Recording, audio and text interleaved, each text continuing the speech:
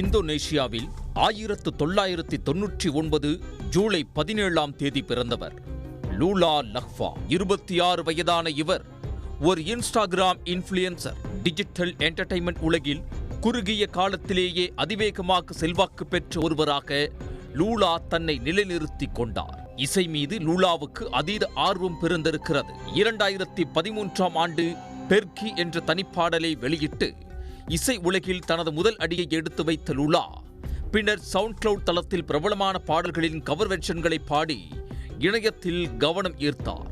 அவரது குரலின் மென்மையும் எக்ஸ்பிரஷனும் இளம் ரசிகர்களை வேகமாக கவர்ந்தன. பாடல் மூலம் தனக்கு கிடைத்த பிரபலத்தை வைத்துக் கொண்டு லூலா இன்ஸ்டாகிராம் மற்றும் டிக்டாக் போன்ற சோசியல் மீடியா தளங்களில் செயல்படத் தொடங்கினார்.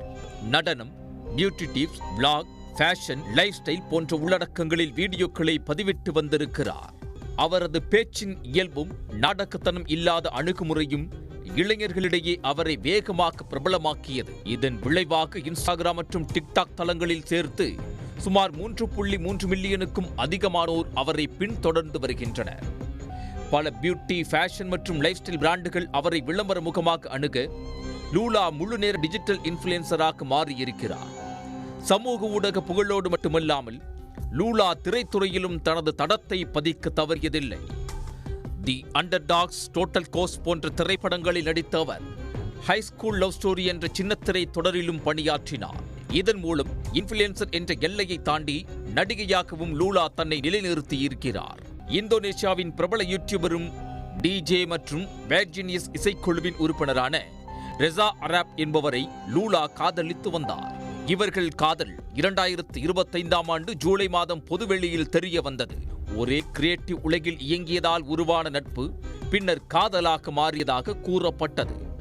2025 இறுதியில் ரெசா லூலாவிற்கு மோதிரம் அணிவித்து நிச்சயதார்த்தம் செய்து கொண்டார். இந்த சூழலில் லூலா ஜனவரி 23ஆம் தேதி தென் ஜகார்த்தாவில் உள்ள தனது அடுக்குமாடி குடியிருப்பில் அசைவற்று கிடப்பதை அந்த குடியிருப்பின் பாதுகாப்பு பணியாளர்கள் பார்த்திருக்கிறார்கள். பலமுறை அழைத்தும் அவர் எழுந்திருக்காததால் சந்தேகமடைந்த அவர்கள் உடனே காவல்துறைக்கு தகவல் கொடுத்திருக்கிறார்கள். சம்பவ இடத்திற்கு வந்த போலீசார் லூலாவை மீட்டு பரிசோதித்திருக்கின்றனர். அவர் இறந்த போது உறுதியாகியிருக்கிறது. சடலத்தை உடற்கூராய்வுக்கு மருத்துவமனைக்கு அனுப்பி வைத்துவிட்டு விசாரணையை தொடங்கியிருக்கிறார்கள். லூலாவின் மரணம் அவரது ரசிகர்களை உலுக்கி போட்டிருக்கிறது. இந்த சம்பவம் தொடர்பாக காவல்துறை வழக்கு பதிவு செய்து தீவிர விசாரணையை தொடங்கியுள்ளனர். முதற்கட்ட விசாரணையில் லூலாவின் வீட்டுக் கதவுகள் உடைக்கப்பட்டதாகவோ வலுக்கட்டாயமாக யாரும் உள்ளே நுழைந்ததற்கான அடையாளங்களோ இல்லை என்பது தெரிய வந்துள்ளது. அவரது உடலிலும் வெளிப்படையான காயங்கள் எதுவும் இல்லை. அதோடு லூலா சமீபத்தில் கிட்னி ஸ்டோன் தொடர்பாக சிகிச்சை பெற்றதற்கான மருத்துவ ஆவணங்களை போலீசார் வீட்டிலிருந்து கைப்பற்றியிருக்கிறார்கள்.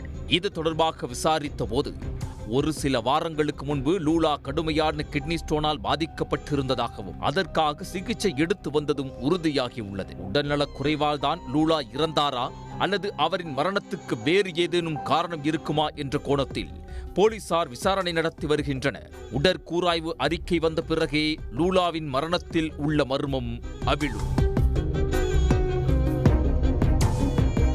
உடனுக்குடன் செய்திகளை தெரிந்து கொள்ள சன் நியூஸ் பெல் ஐகானை கிளிக் பண்ணுங்க.